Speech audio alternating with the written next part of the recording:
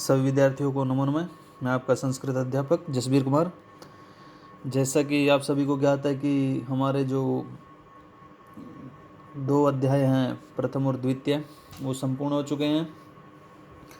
तीसरा अध्याय हमारा जो है वो चला हुआ है अभी। आज की वीडियो में तो हम जो प्रथम अध्याय हमारा सुभाषितानी, उसका जो अभ्यास कार्य है उसको करेंगे।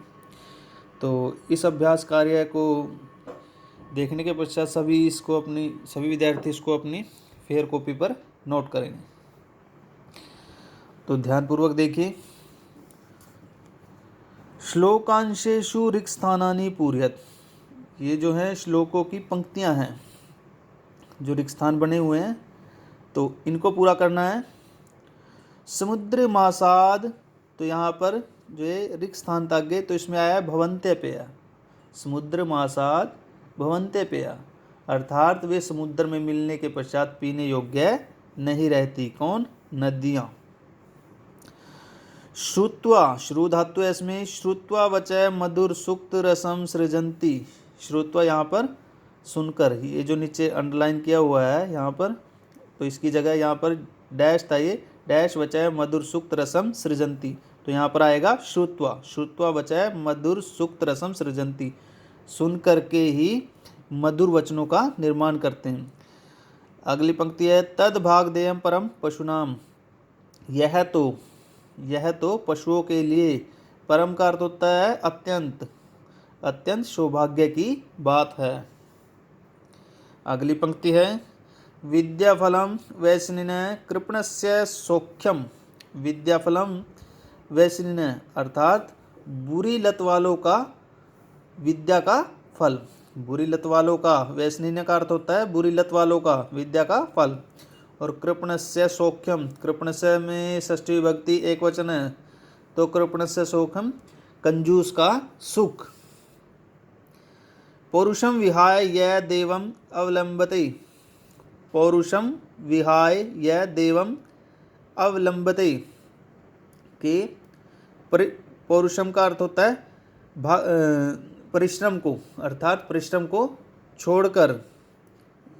को छोड़कर या त्याग कर। देवम होता है भाग्य, देवम का अर्थ क्या होता है? भाग्य का, अर्थात जो परिश्रम को छोड़कर भाग्य का सहारा लेते हैं। चिंतनिया ही विपदाम आदावेव प्रतिक्रिया, चिंतनिया ही विपदाम, तो चिंतनीय होता है विपदाम विपत्ति की स्थिति में, विपदाम विपत्ति की स्थिति में।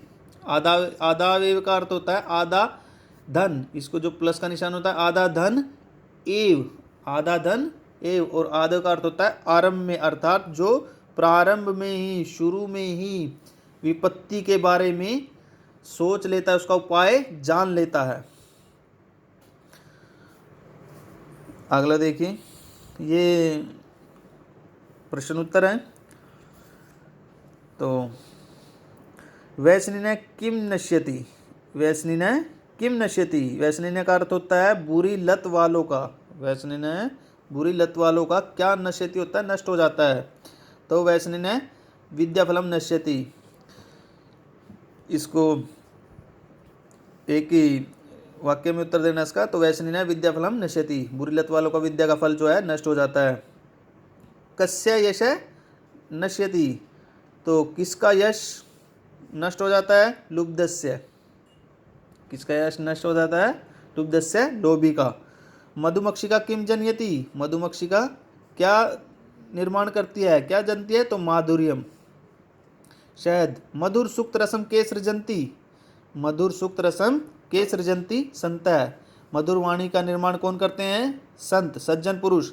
अर्थिन केभ्य विमुखा न यान्ति, अर्थिन केभ्य विमुखा न यान्ति, तो कौन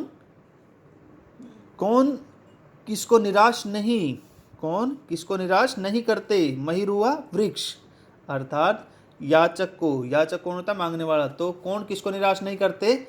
वृक्ष, याचक को, अर्थिन याचक को कौन निराश नहीं करते? वृक्ष।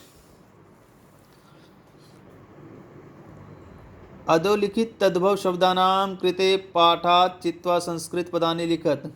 तो इसमें से जो है तद्भव शब्द निकालने हैं। तो कंजूस, कंजूस कृपण है, कंजूस कृपण है। कड़वा का क्या बनेगा? कटुकम। पूंछ, पुच्छा या पुच्छम। लोभी लुब्ध है। मधुमक्खी का, मधुमक्षिका। तिनका तृणम। अगला देखिए, रेखांकित पदानि आधृत्य प्रश्न निर्माणम कृत। कि रेखांकित, जो रेखांकित किए गए हैं शब्द, उनके आधार पर प्रश्न निर्माण कीजिए, जो आपने पिछली कक्षा में भी किया होगा। तो गुणा गुणजेषु गुणा भवन्ति। अब गुणा की जगह प्रश्न निर्माण क्या आएगा? प्रश्न निर्माण करना है जो आपका सर्वनाम शब्द रूप है किम का, जो सर्वनाम शब्द रूप है किम का, तो उसके आधार पर होगा किम पुल्लिंग, किम स्त्रीलिंग और किम नपुंसकलिंग, उसकी जगह आएगा। अब जैसे गुणा, गुणा तो ये पुल्लिंग का है, तो इसमें बहुवचन का आएगा के। जैसे कै, कौ, के, तो आएगा गुणा। अगर गुणा होता है तो आता कै, अगर गुणा होता है तो कौ। तो यहाँ बहुवचन का है तो इसकी जगह प्रश्न निर्माण आएगा के गुणजेषु गुणा भवन्ति। उसके पश्चात नद्यः सुस्वादुतोया भवन्ति। नद्यः सुस्वादुतोया भवन्ति, तो ये स्त्रीलिंग का है, तो ये भी बहुवचन में आएगा का। नद्यः तो का बहुवचन का। लुब्धस्य यशः नश्यति। लुब्धस्य यशः नश्यति, तो किसका यश जो है वो नष्ट हो जाता है? ये किम का षष्ठी विभक्ति का एक वचन है, तो किम का षष्ठी विभक्ति क्या बनेगा? कस्य, किसका। मधुमक्षिका माधुर्यमेव जन्यति, ये किम स्त्रीलिंग का एक वचन का, मधुमक्षिका का। तस्य मूर्धन्यं तिष्ठन्ति वायसः, किम। तो ये इस प्रकार आपका जो अभ्यास कार्य है वो संपूर्ण हुआ है प्रथम अध्याय का। तो सभी विद्यार्थी इस अभ्यास कार्य को अपनी फेयर कॉपी पर नोट करेंगे। धन्यवाद।